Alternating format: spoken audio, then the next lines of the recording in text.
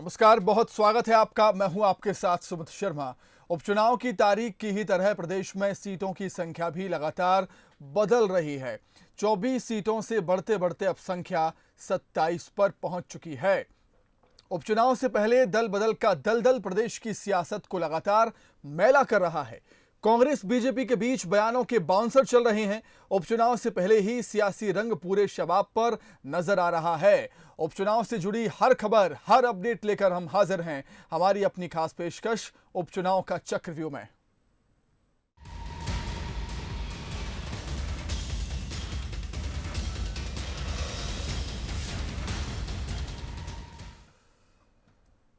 तो कांग्रेस में मची भगदड़ खत्म होने का नाम नहीं दे रही है। उपचुनाव से पहले लग रहे एक के बाद एक झटकों से उबरने की जुगत कर रही कांग्रेस को बीजेपी ने उलझा कर रखा है। इसी कड़ी में खंडवा जिले की माधानता सीट से विधायक रहे नारायण पटेल ने हाथ का साथ छोड़कर बीजेपी का दामन थाम लिया। 6 घंटे में बीजेपी ने लिया बदला। नारायण के सहारे कांग्रेस पर हमला। कमल से गए कन्हैयालाल अग्रवाल। नारायण पटेल ने थामा बीजेपी का दामन। खंडवा के मांधाता से कांग्रेस विधायक रहे नारायण पटेल ने शुक्रवार शाम को जैसे ही बीजेपी का दामन थामा, वैसे ही कांग्रेस के कुनबे से एक और विधायक कम हो गया। नारायण पटेल को मिलाकर अब 25 विधायक हाथ का साथ छोड़कर कमल की गोद में सहारा पा चुके हैं। मतलब साफ है कि मध्य प्रदेश की सियासत में कांग्रेस के अच्छे दिन नहीं चल रहे हैं। 12 दिन के अंदर पार्टी के 3 विधायक इस्तीफा दे चुके हैं। नारायण पटेल से पहले निपनगर विधायक रही सुमित्रा देवी कासडेकर और बड़ा मलहरा से विधायक रहे प्रद्युमन सिंह लोधी भी कांग्रेस का साथ छोड़ चुके हैं। नारायण पटेल ने भी सीएम शिवराज और बीजेपी नेतृत्व पर भरोसा जताया है। मेरे क्षेत्र का विकास सर्वोपरि है। क्षेत्र के विकास के लिए मैंने अपने आप में निर्णय लिया कि क्यों न भारतीय जनता पार्टी में शामिल हुआ जाए और हमारे क्षेत्र की जनता के लिए काम किया जाए। बीजेपी में शामिल होने से पहले नारायण पटेल ने प्रोटेम स्पीकर रामेश्वर शर्मा को इस्तीफा सौंप दिया था। मुख्यमंत्री शिवराज सिंह चौहान और बीजेपी प्रदेश अध्यक्ष वीडी शर्मा ने नारायण पटेल को बीजेपी की सदस्यता दिलाते हुए कन्हैयालाल अग्रवाल का जिक्र नहीं किया। लेकिन 6 घंटे के अंदर बीजेपी ने कांग्रेस को झटका देकर नेहले पर दहला मार दिया। कांग्रेस आजकल ट्विटर पार्टी हो गई है। ट्विटर खेलती रहती है। ट्विटर में भी कई बार राहुल जी भारत की तो बात नहीं करते, चीन की बात करते रहते हैं। उनको सपने में भी मोदी जी दिखाई देते। संगठन का पता नहीं, पर कांग्रेस में हताशा का, निराशा का दौर है। अब नेता ही क्या करेंगे इसी का ठौर नहीं है। किस दिशा में कांग्रेस जाएगी इसका ठिकाना नहीं है। यहां भी एक ही आदमी सब कुछ है, अपने विधायकों की नहीं सुनी। मुझे तो अभी भी जब मिलते हैं पुराने मित्र उनके, जब भाजपा के सदस्य हो गए, वो यही कहते थे कि जब मिलते थे चलो चलो चलो हो गया मेरे पास 24 घंटे 26 घंटे नहीं, चलो चलो चलो चलो। तो लोग चल रहे हैं, वहां से निकल रहे हैं। मध्य प्रदेश के किसानों के लिए और गरीबों के लिए शिवराज सिंह चौहान की सरकार ने जिस प्रकार से काम मध्य प्रदेश के अंदर किया है, उसके समर्थन में आज इस्तीफा देकर के भारतीय जनता पार्टी जो आज प्रवेश कर रहे हैं, उनके लिए मैं बहुत हृदय से उनका अभिनंदन करता हूं और भारतीय जनता पार्टी में मैं उनका बहुत स्वागत करता हूं। ऐसे हमारे नारायण सिंह पटेल जी, आपको भी आश्चर्य होता होगा कि 24 होते हैं, फिर 25 होते हैं, फिर 26 होते हैं, फिर 27 हो जाते हैं। तो ये यात्रा शिवराज सिंह चौहान जी के साथ मध्य प्रदेश के अंदर लगातार जिस गति से बढ़ रही है। उपचुनाव से पहले प्रदेश की सियासत में जिस तरह से कांग्रेस बीजेपी के बीच शह और मात का खेल चल रहा है, उसको देखकर यह अंदाजा लगाना मुश्किल नहीं है कि दल बदल का दलदल अभी प्रदेश की राजनीति को और मैला करेगा। जुगल किशोर शर्मा, बंसल न्यूज, भोपाल। प्रदेश में होने जा रहे निर्णायक उपचुनाव के पहले मध्य प्रदेश में दल बदल का दौर जारी है। किसी जमाने में बीजेपी सरकार में मंत्री रहे केएल अग्रवाल अब कांग्रेस के कन्हैया हो गए। कन्हैया लाल अग्रवाल ने 400 कार्यकर्ताओं के साथ पूर्व सीएम कमलनाथ के हाथों कांग्रेस ज्वाइन की। कांग्रेस के हाथ आए कन्हैया, अब कांग्रेसी ताल पर थिरकेंगे कन्हैया। उपचुनाव में बमोरी से ठोक सकते हैं तार, सिसोदिया के लिए मुश्किल बनेंगे अग्रवाल। उपचुनाव से पहले कांग्रेस और बीजेपी में नूरा कुश्ती जारी है। तोड़फोड़ करके कांग्रेस का कुनबा कम करने में लगी बीजेपी को एक बड़ा झटका लगा है। पार्टी से दुखी चल रहे पूर्व मंत्री कन्हैया लाल अग्रवाल ने पूर्व मुख्यमंत्री कमलनाथ के कामों से प्रभावित होकर कांग्रेस की सदस्यता ग्रहण कर ली। केएल अग्रवाल ने कहा कि बमोरी से पार्टी किसी को भी टिकट दे, उनका मकसद सीट कांग्रेस की झोली में डालना है। बगैर किसी का नाम लिए उन्होंने कहा कि जो बिकाऊ माल था वो बीजेपी में चला गया है। केएल अग्रवाल को बमोरी से कांग्रेस का टिकट मिल सकता है। तो इनको हराने के लिए और आज मैं आपसे वादा करता हूं, माननीय कमलनाथ जी के समक्ष वादा करता हूं कि मैं इसलिए नहीं आया कांग्रेस पार्टी में टिकट देगी या नहीं देगी। मैं आपके समक्ष इसलिए आया हूं, आज मैंने कांग्रेस ज्वाइन करी है और मैं ईमानदारी से आपसे वादा करता हूं कि पूरी ईमानदारी के साथ तन, मन और धन पार्टी जिसको देगी उसके लिए निशान लगाऊंगा। हमारा केवल एक ही लक्ष्य है, गुलाम बमोरी से संजू सिसोदिया को हराना और एक बार पूरे मध्य प्रदेश के अंदर कमलनाथ जी की दोबारा सरकार बने।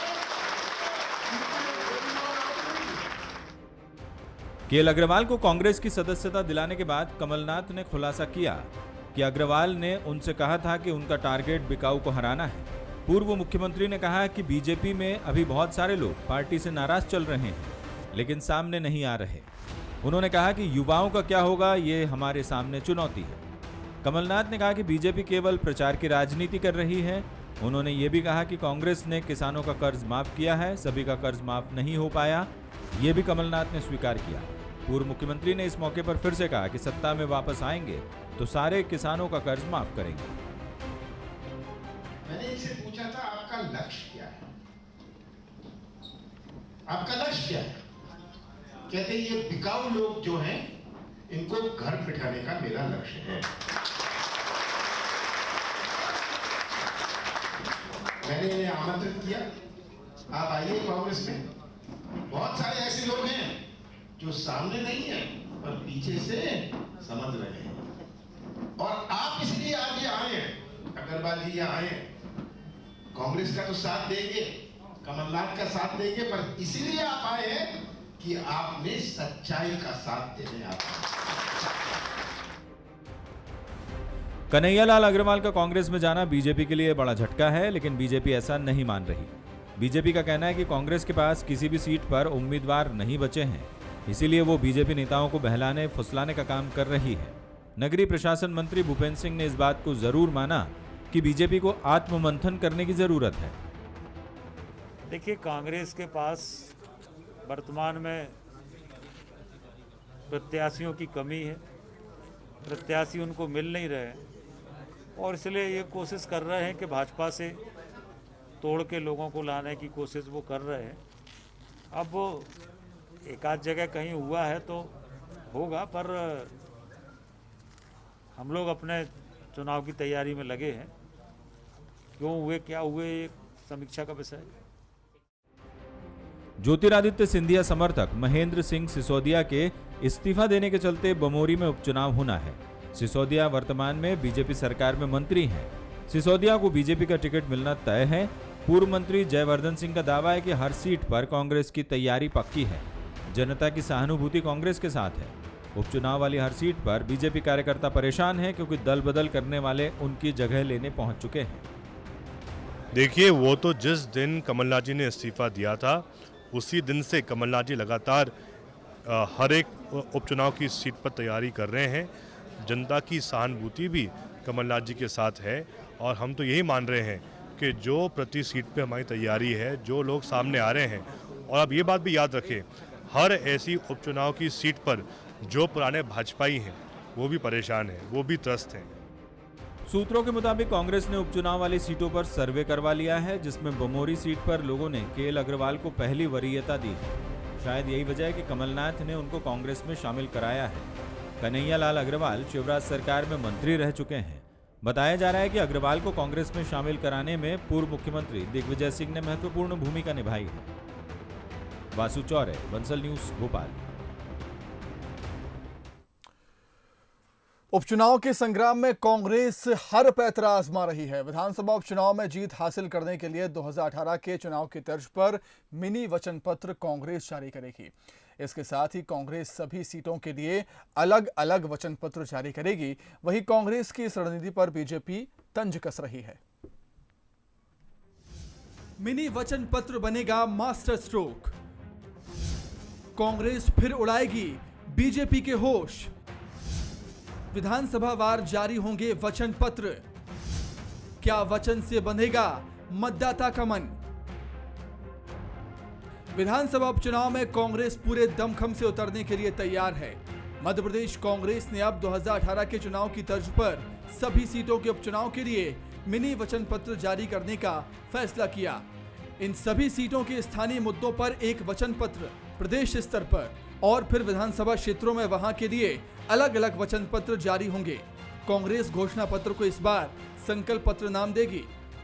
जिस क्षेत्र में चुनाव होंगे उस क्षेत्र के लोगों की जो डिमांड है और जो कांग्रेस वहाँ करना चाहती है, इसमें अतिथि शिक्षकों का मामला भी हम ले रहे हैं, बाकी मामले भी ले रहे हैं। क्षेत्रवार जो काम किए हैं कांग्रेस पार्टी ने वही बताएंगे और जो बीजेपी के फेलियर रहे वही बताएंगे और किस तरह से लंबी रकम लेकर ये जो चुनाव हो रहा है, इस चुनाव की वजह क्या है, ये भी लोगों को बताएंगे, उनके बीच में जाएंगे। कांग्रेस का दावा है कि 2018 के चुनाव से पहले कांग्रेस पार्टी ने जो वचन पत्र जारी किया था उसके ज्यादातर वचन कांग्रेस की कमलनाथ सरकार ने निभा दिए। 100 से ज्यादा वचन निभाने के बाद बीजेपी ने साजिश करके सरकार गिरा दी।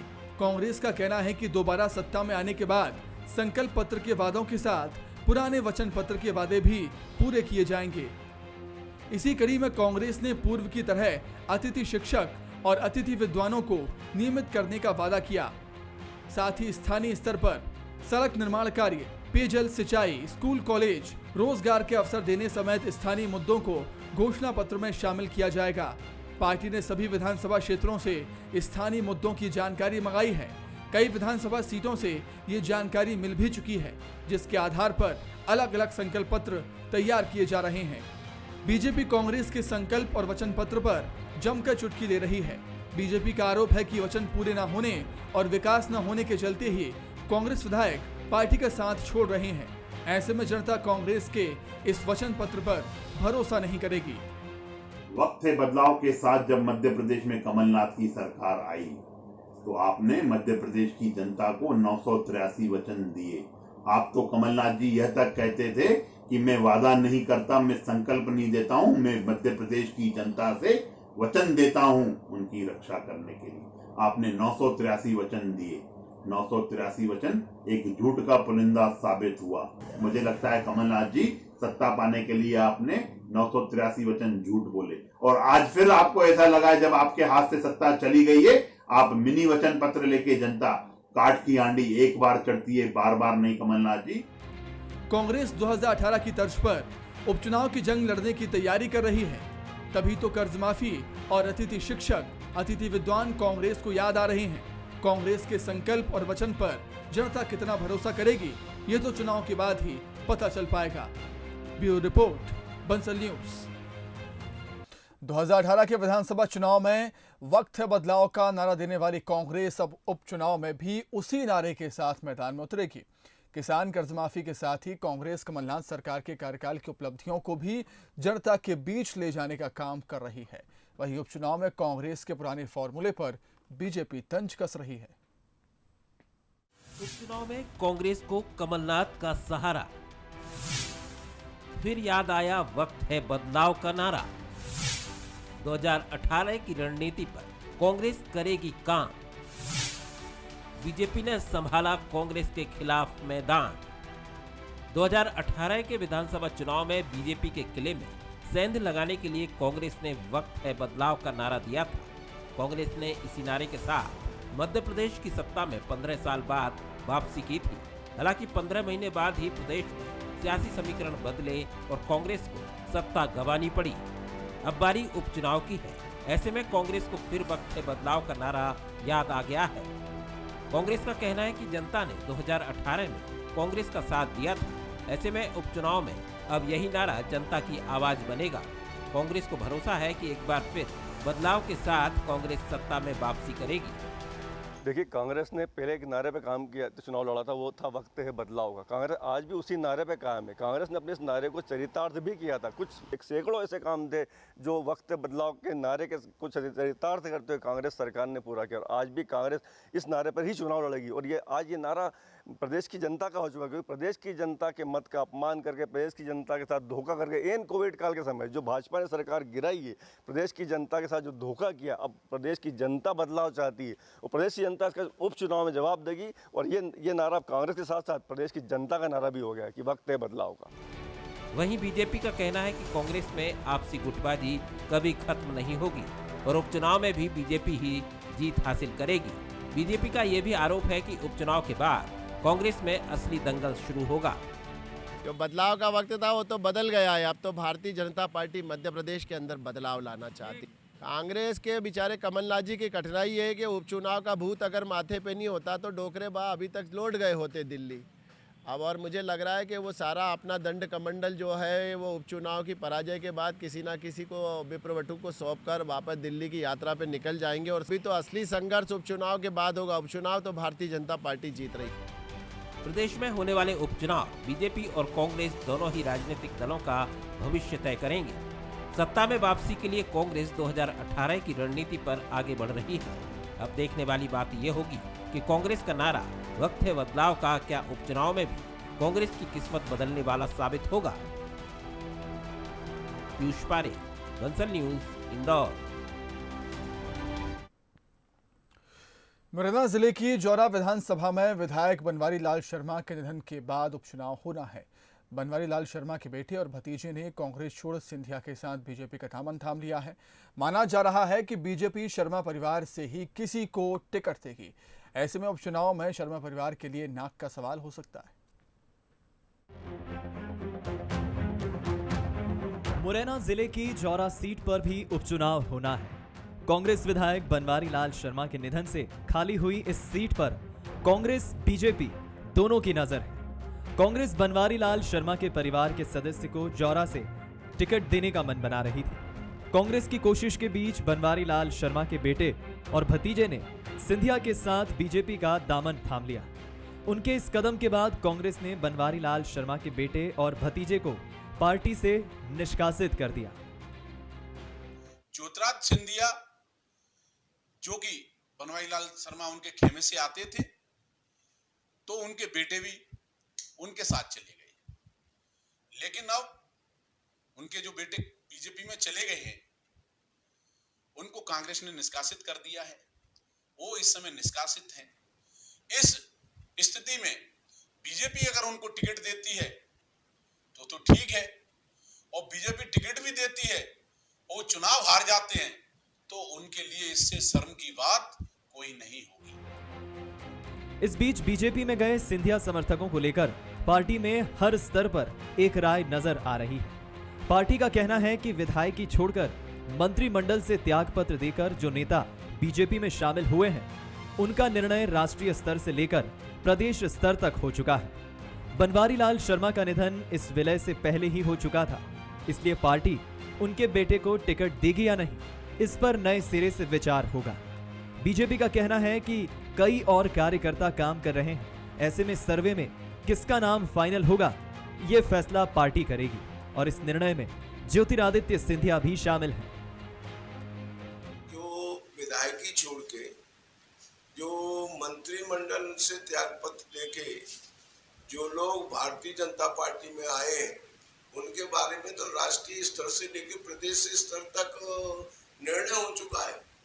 क्योंकि इनके पिताजी इस घटना से, इस विलय से पहले ही दिवंगत हो गए थे, इसलिए इस पर पार्टी नए सिरे से विचार करें कि कार्यकर्ता का कौन कार्यकर्ता वहाँ अच्छा है, कौन कार्यकर्ता का सर्वे अच्छा है। यही तो वो तो पार्टी निर्णय करेगी इस पे तो, और उस निर्णय में श्रीमंत सिंधिया जी भी रहेंगे। राजनीतिक पंडितों का कहना है कि बीजेपी का ज्योतिरादित्य सिंधिया के साथ मुरैना जिले की 4 विधानसभा सीटों को लेकर समझौता हुआ है, जिसमें मुरैना, सुमावली, दिमनी और अंबाह शामिल है। विधायक बनवारी लाल शर्मा का निधन इस राजनीतिक घटनाक्रम से पहले हुआ है, इसलिए जौरा सीट से बनवारी लाल शर्मा के बेटे को बीजेपी से टिकट दिलाना ज्योतिरादित्य सिंधिया के लिए कठिन होगा। 24 सीटों पर ज्योतिरादित्य सिंधिया ने अपने समर्थकों को चुनाव लड़ाने की पूरी तैयारी कर ली थी। ऐसे में अगर बनवारी लाल शर्मा के बेटे को बीजेपी से टिकट नहीं मिला तो उनका राजनीतिक कैरियर डगमगा जाएगा। बनवारी लाल शर्मा का जो निधन हुआ है वो पूरे राजनीतिक घटनाक्रम से काफी पहले हो गया था, तो बीजेपी उनको इस क्राइटेरिया में लेके नहीं चल रही। ऐसी स्थिति में उनको बीजेपी से टिकट दिला पाना ज्योतिरादित्य सिंधिया के लिए बड़ा कठिन है, क्योंकि ज्योतिरादित्य सिंधिया तो अपनी 24 सीटों पर अपने लोगों को चुनाव लड़ाने की बात में लगे हुए हैं। यदि बीजेपी से टिकट दिलाने में ज्योतिरादित्य सिंधिया सफल नहीं होते हैं तो इनके लिए बड़ी मुसीबत होगी, क्योंकि ये कांग्रेस से भी गए और बीजेपी से भी गए। बनवारी लाल शर्मा ने जौरा सीट से कांग्रेस के टिकट पर 2018 के चुनाव में जीत हासिल की थी। वहीं बीएसपी यहां दूसरे और बीजेपी तीसरे नंबर पर थी। बनवारी लाल शर्मा ज्योतिरादित्य सिंधिया खेमे के माने जाते हैं। शायद यही वजह है कि उनके बेटे और भतीजे ने सिंधिया के साथ बीजेपी ज्वाइन कर ली। अब जौरा से शर्मा परिवार को टिकट मिलना और जीत हासिल करना परिवार के लिए नाक का सवाल बन गया है। उमेश पाराशर, बंसल न्यूज, मुरैना। तो इसी के साथ ही हमारे इस खास कार्यक्रम में फिलहाल इतना ही। खबरें लगातार जारी हैं, आप देखते रहिए बंसल न्यूज। नमस्कार।